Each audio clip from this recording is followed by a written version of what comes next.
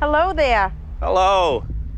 Kim Russo, nice to meet you. Hi, Kim, nice to meet you. Really Mary. nice to meet you. Thanks for coming all the way out to the country. It is the country, boy, but it's so peaceful and serene, and I was standing here waiting for you, picking up on so many things. Were you? Yes, but first we have to sort out what's going on around you or the property or both. Okay. And then we'll take it from there. How's that? I'm up for that. Let's do it. Okay. Yeah, watch your step here. This property has got 1,001 stories. Don't tell me too much. I'm not going to. Because I feel somebody's coming through. Oh, this is serene. This is nice.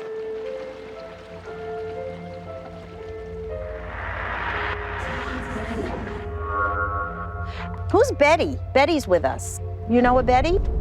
She's connected to you. Yeah, my mother, Betty. Ah, she just came in. I heard the name. There's a woman with your mother that knitted or sewed all the time. The crafty lady. She's like going like this, which means she's crocheting or knitting or sewing. Are you sure it's a woman who's sewing or knitting and not a man? I can't really see the face. I assumed it was a woman. No, I think it's my father. My father was a crocheter. Oh, that makes sense. But I wouldn't think that, like, logically. No, you wouldn't think that a man would do that. Right, But I just he used see to the hook rugs. hands. He used to make crocheting things like... And of course, that's why he would show himself like that. Yeah. That's his way to let you know that Yeah. it's him. Yeah. The name I'm about to give you, Bud or Buddy, That was his nickname, Bud, to my father. he just showed me a man with him, and he said, "This is my son." You have a brother that passed? Mm-hmm. He's holding up a beer mug, so we'll see whatever else comes with that. Okay. Oh, wow. Look at this. Now, this was always the kitchen, Barry, when you lived here? Mm-hmm. Okay. I feel like you found keys missing a lot, or items missing, All the time. All the time. but especially around here. Uh-huh. We'd miss kitchen tools and spoons and spatulas and this and that. But he's very rambunctious. He's all over. He's bounces off the walls a little bit. You know, like a hyper child? Mm-hmm. I don't know if you've ever had one of those. I have? You have, huh? Yeah. But this little boy, he stayed mostly upstairs. Mm-hmm. But he would come here and jiggle things, move things. Yeah. And take stuff. drive you guys nuts. Oh, yeah. Yeah. Not in a mean way. No, It's not not just mean. mischievous. It's childlike. Yeah. That's what this is. Yeah. Yeah. It's juvenile. Like an entity that needed to be reprimanded. Yeah. Like our son at the time. Oh, I see. So you're also here because of your son. Could we walk over by the window? Sure. Since we're talking about when you lived here and your son was smaller, I keep seeing this other child. And this little boy, he is the one that died in the yard. He did tell me that. And I see the two boys like in the same space. Well, he was a strong presence in this house. I don't know whether he's still here or not. I don't know yet if he still dwells here. He may or may not have a dialogue with me, but your brother or your father may, because they're coming through. One of these two gentlemen that I'm speaking with died in a car accident. He just showed it to me. This is not your dad. Yeah, right. This is your brother. Yeah. But what I'm being told is he's taking on some of the blame for the accident.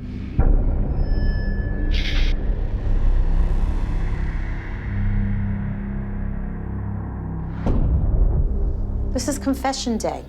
Okay. Your brother feels as if he would like to speak to you man to man and have some kind of closure. Because your brother, I have to tell you, and if I could be very candid and honest with you, he had a little bit of a troubled past. Well, So, Is that true? Yeah, yeah. He's not going into detail, and that's okay. But he tells me he would have done things a little bit differently on this earth had he lived through that accident. And quite honestly, I think he had a hand in that accident. Not necessarily intentionally. Right. But I do feel his actions caused that outcome. So I do feel he might have been drinking, he might have been doing something that night, substance related. And he said to me, he says, that is why, for some reason, he chose your son to make sure the path is clear for him. Would you tell him to please continue to look over my son? I absolutely will. He did. He just heard you say that. I'm certain he'll probably follow us the rest of the journey. Okay. But I would love to go upstairs. How about you? Yeah. You know, I'm feeling very, very drawn because I still don't think we got to the real scary part for you. There's another bedroom here too. So was this your bedroom? Yeah, this was our bedroom. He was always seen, spotted, and heard in that hallway.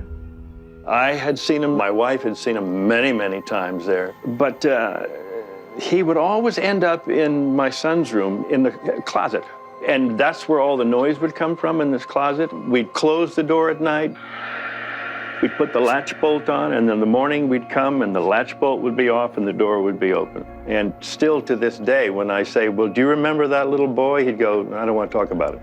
Ah. So one of the reasons why I wanted to talk to you and to see you, I think my son is holding on to a lot of anxiety and maybe visions of this little boy that he doesn't understand.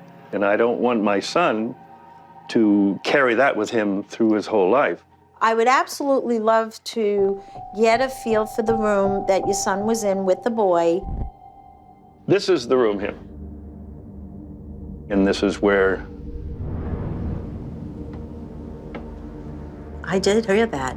Did you? Yes, I did. What did you hear? It sounded like a swoosh. Go ahead.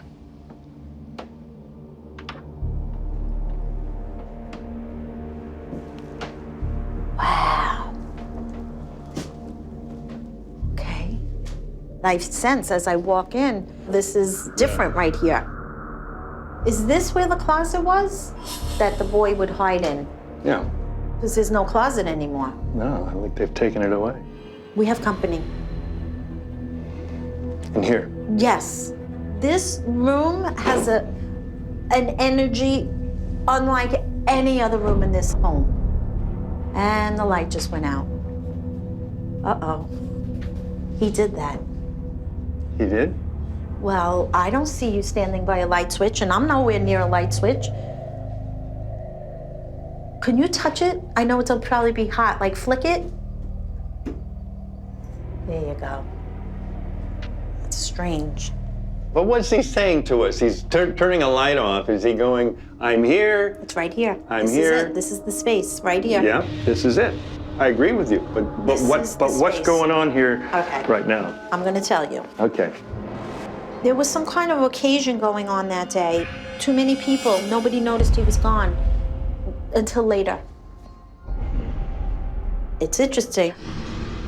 He told me that he's familiar with the surroundings. He visited quite often, but this wasn't his home.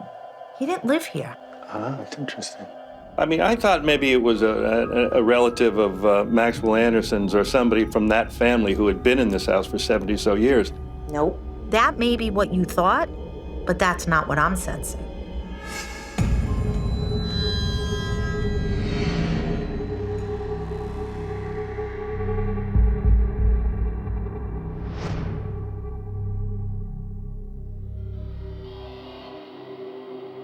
And why would he stay here? What was the reason for him to hang out here then?